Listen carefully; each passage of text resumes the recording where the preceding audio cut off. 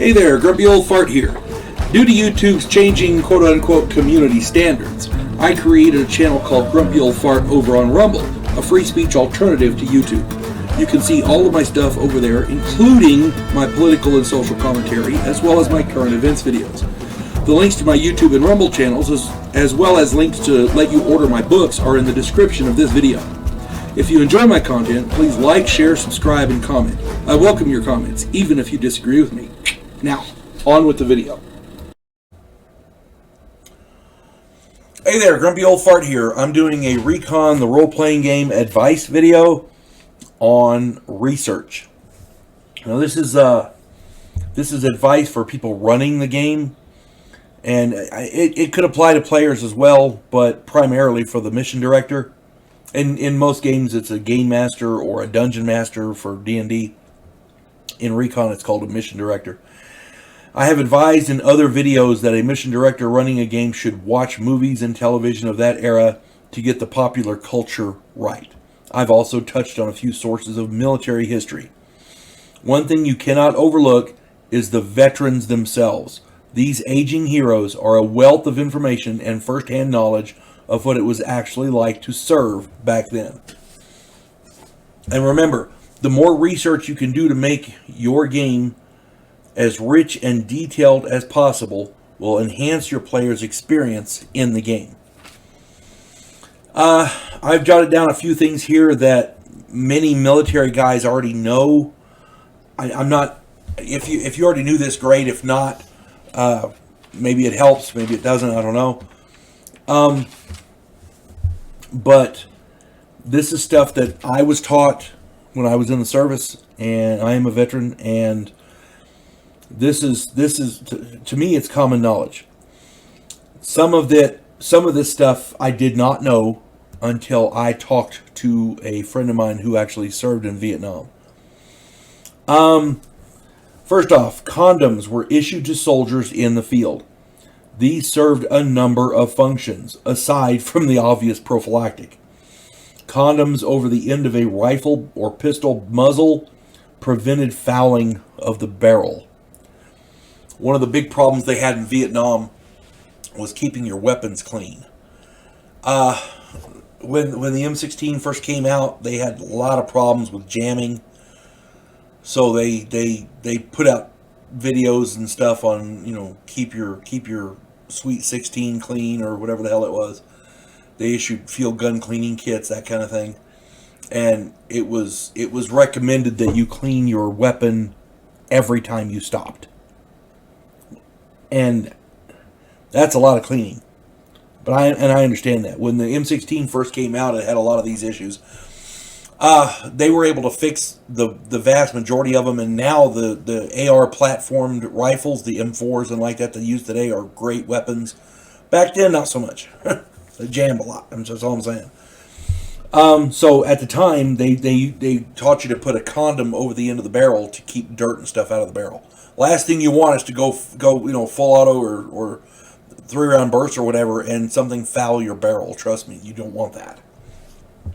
If you've ever seen a picture of a gun exploding when it's being fired, it's never, ever good.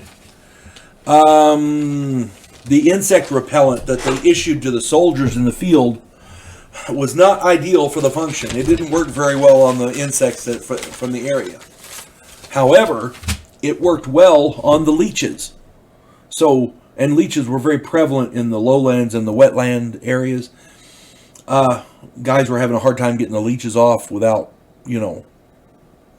safely.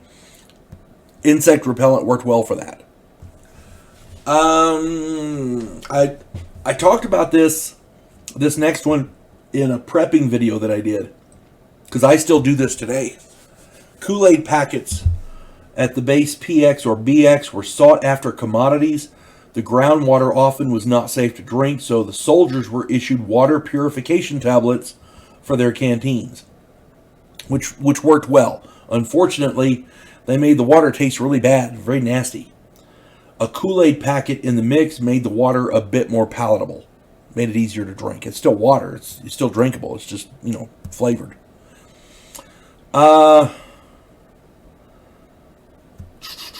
There's a section in the book called Red Dukowski's Backpack. And one of the things that I talk about here is how much gear a person can carry. Web gear and pouches can carry a great amount of gear, often taking the place of a rucksack. Extended patrols where the team plans to stay in the field for 10 or more days may necessitate rucksacks in addition to the web gear to carry enough food and or other supplies. Take note of the carrying capacity of each of your players. Make sure that they're not overburdened. But by the same token, use a little common sense in how much they are carrying and where they're carrying it. I made a chart on computer where it listed what was in which pouch and where it was located and like that for the players that wanted to be, real precise, the record keepers. And I had a lot of them in my game, which is good. But some players aren't that detail oriented, and that's fine. One of the things you need to do though is use some common sense, because if they're carrying more stuff than they can, or if they I'm going to grab this, well, where's it at? It's in my rucksack. Well, you got to take your rucksack off and dig through it. Okay, that kind of thing. The good thing about web gear is it's in pouches all around your body, and you can just reach and grab the pouch.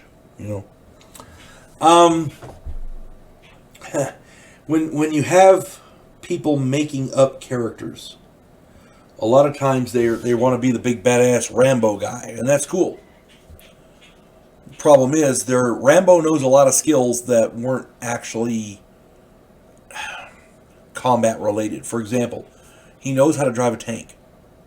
He knows how to fly a gunship. He knows basic field first aid. He's a trained medic, in other words. I mean, many players ignore basic skills like land navigation, detect food and water, and tracking, that kind of thing. Then of course, they get angry when they get lost, run out of food, and cannot find any animals to slaughter because they don't have, detect food and water, or tracking, or land navigation. And here's another one. RTOs without forward air controller skills will have a hard time calling in accurate artillery and mortar strikes. That is the skill used for that. Forward air controller. So when your guys are making up the characters and one of them is the RTO, make sure he knows that. If he decides not to take it afterwards, that's on him. But just make sure he knows that that's what that's for. A lot of guys don't.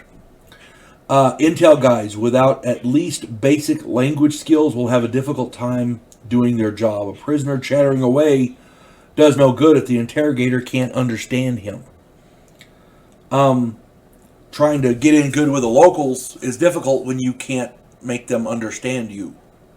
These locals don't give two shits about you. Oh, they're worried about getting killed and feeding their families. They've got other stuff to worry about.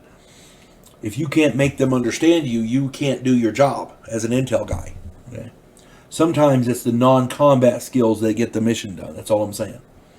I realize a lot of this seems like common sense stuff, but you'd be surprised how little many teenagers and young adults these days know about military life in general, or the Vietnam conflict specifically. As the mission director, you might want to make sure they know what each skill is and what it's used for before they pick their non-weapon skills. Then, if they choose poorly, it's all on them. Hope this finds everybody well, and I hope these videos are useful. If you have more requests, or you want to, if there's another video you'd like me to do on Recon or any other game, stick it in the comments. I'm glad to help out any way I can. I've been playing role-playing games for more than 40 years. Just trying to help out. Again, you don't have to take any of my advice. Just, I'm trying to help. You folks have a good day. God bless one and all. Clarissa Lowe, a historian from the future. Delmore Kane, a Civil War veteran turned outlaw. This oddball pairing faces a conspiracy of epic proportions spanning the centuries. If you like action and adventure westerns with a splash of science fiction and fantasy, check out my book series Drifters and their ongoing adventures.